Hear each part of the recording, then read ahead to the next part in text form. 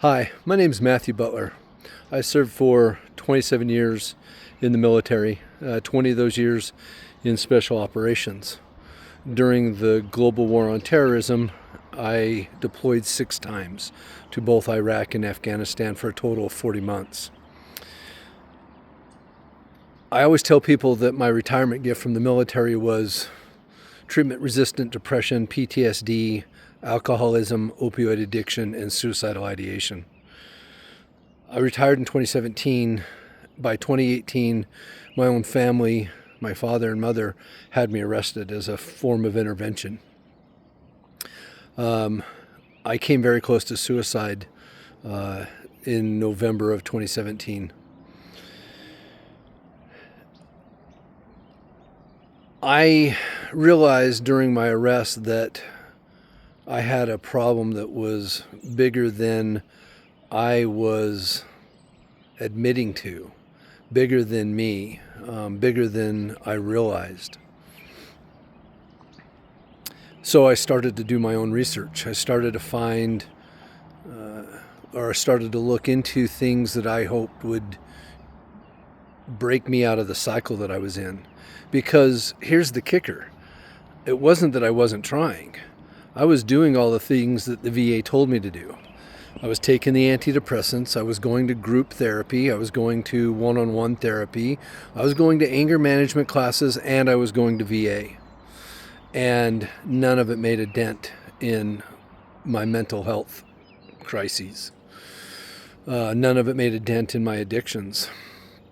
So I started to do my own research. I started to find information about what had worked for other veterans that had found themselves in similar situations. A few years later, I was able to finally connect with my first ayahuasca ceremony. And I can tell you that from where I was at my low point to where I am today, which is completely clean and sober. I do not use alcohol. I do not use opioids. I do not use any big pharma. I do not have any more run-ins with the law. I don't have any signs of depression or PTSD because I was able to finally find treatments and modalities that worked. And those treatments, those modalities are psychedelics. Psychedelics save lives. Psychedelics treat mental health. Psychedelics create neuroplasticity and neurogenesis so that we can make changes in our lives. And as somebody who has, worked extensively with these with psychedelic medicine, what I will tell you is what I tell everybody else. It's not the ceremony, it's not the trip or the journey or whatever that makes the change. The journey, the trip, the whatever you want to call it, the ceremony resets you. It resets you in a way that allows you to get the negative momentum, to stop the spiral, the downward spiral. And when we stop the downward spiral of depression and suicidal ideation and addiction long enough to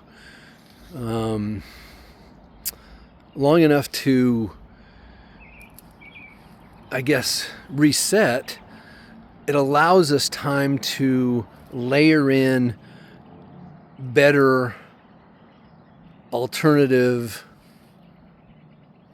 long-term solutions like meditation and yoga or mindfulness or breath work or cold plunging, all of which I still advocate for as well.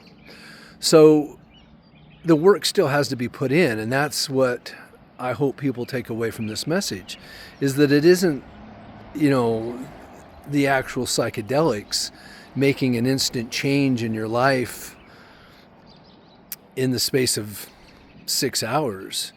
No, the psychedelics give you an opportunity to stop stop the cycle, stop the downward spiral, and then give you the space for you to make long-term changes in your life. I'm happier than I've ever been in my lifetime, despite all the things I've been through, despite all the challenges and all the setbacks. And I was able to reclaim my mental health. I was able to kick addiction. I was able to re-enter society without continuous run-ins with law enforcement. When you think of it from a governance perspective, 6 years ago, I was the type of person that was gobbling up your resources, gobbling up resources at the VA, through law enforcement, through mandated anger management classes, things like that. I was a menace to society. And now, I think by most people's standards, I'd be considered a pretty productive member of society. I've gone on to form a nonprofit. I advocate. I've been involved with a number of initiatives across the country. I've traveled the world advocating for these things. And so, what kind of citizen would you rather have? Would you rather have the violent offender, addict, suicidal, depressed person, or somebody who has formed a real relationship with themselves, with their families, repaired those relationships, free of addiction, free of violent encounters with law enforcement? I think that we all would rather have the latter. And again, I know that the only explanation for that transformation, the only logical explanation, the only real solution that I ever found was psychedelic medicine. So, to anybody out there that's suffering, I invite you to take a serious look at the research, to talk to people who have done it, to educate yourself, to our representatives, to those that sit in government office. I would ask you a very serious question. Was not my sacrifice and the amount of, commitment to our Constitution and to this country, that I was willing to lay my life on the line for these ideals and these principles, was that not enough to be deserving of access to plants and fungi that grow and exist organically? Like, none of these plants or medicines meet any of the criteria to even be on Scheduled 1, the Scheduled 1 narcotics list. By your own definition, they don't meet that standard.